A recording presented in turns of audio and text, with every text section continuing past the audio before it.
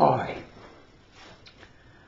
Over the past 15 months, I have placed probably 100 videos on the subject of retirement on YouTube.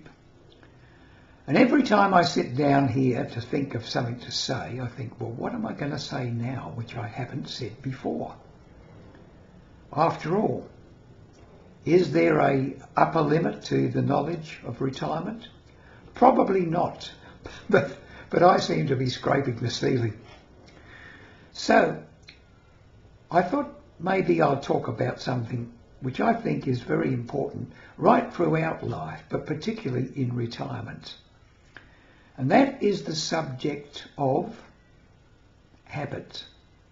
Habit. Now we know that thoughts create words in our mind. Mind creates those words can become actions. Very often they do. The actions become habits. The habits become character, and the character becomes our destiny. So that's how important our habitual thinking is. For many years now, I've considered myself a lifelong learner. And even though I'm now 88, I still consider myself as a lifelong learner. I'm of the belief that whatever I learn in this life, I will carry forward into the next. Now, you might not believe that, but certainly being a lifelong learner is worthwhile. One of the books which has made a real impact on me over quite a few years now is this one.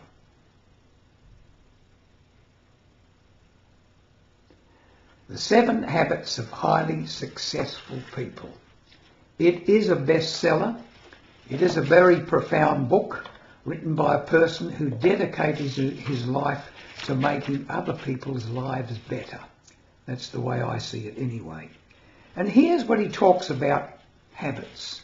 This is a quote from his book.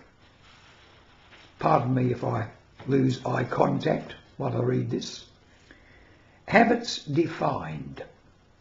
For our purposes, we will define habit as the intersection of knowledge, skill, and desire. The intersection of knowledge, skill, and desire. Knowledge is the theoretical paradigm, what to do and the why. Skill is how to do it. And desire is the motivation, the want to do. In order to make something a habit in our lives, we have to have all 3. Now I'm going to read that again, because I think it's important. For our purposes, we will define habit as the intersection of knowledge, skill, and desire. Knowledge is the theoretical paradigm, the what to do and the why.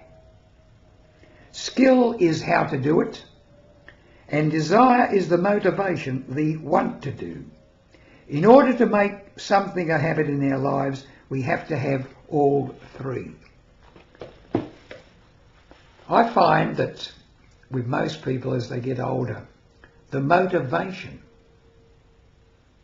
to learn something new is the weak part. We have to motivate ourselves. We have to think to ourselves, well, I could have another 30 years. Am I going to stick by my old habits, my old routines, which are left behind? I can't regain them. They're gone.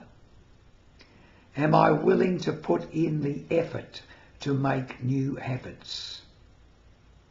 One of those habits, I think, very essential for retirees, is the business of coming out of being a loner. At work, you might have thought you had lots of friends. Were they real friends or deal friends? Really, you might have had a lot of workmates. What you have in common is the work. You chatter about work. You talk about work after work, having a few beers. You criticise the management. All of this sort of stuff is commonplace. Now you're on your own. You mightn't be a loner. You might have family, but you need more than family. You need friends, close, intimate friends. You might have a few. They might be scattered far and wide. They weren't at the workplace. They were people you've known for years, all over the place throughout your lifetime. But they're scattered. You need to make new friends. So this is a habit you need to develop. The business of being able to go out, be courageous enough to start the conversation. I've said this before. If, for example, you see someone waiting at a bus stop, start the conversation. If you see someone walking their dog, start talking to the dog, and the person will start talking to you.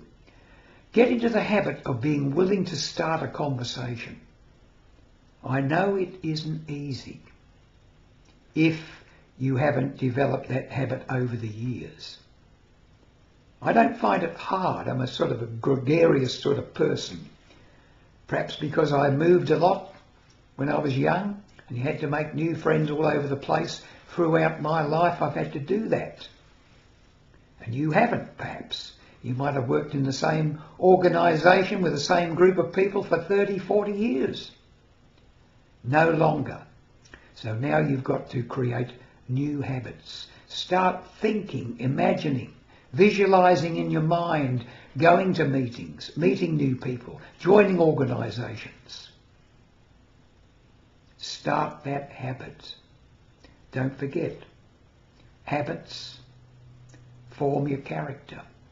Before you know it, this will be your character. You will be regarding yourself as a gregarious, outgoing, friendly person, able to meet people, strangers, and make friends.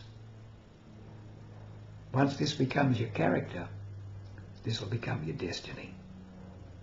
Your destiny in all of those years ahead of you. And as I said, these are the final third of your life. The final third. A third is a long, long time. Make new habits. Get out there and make new friends and a happier life for yourself.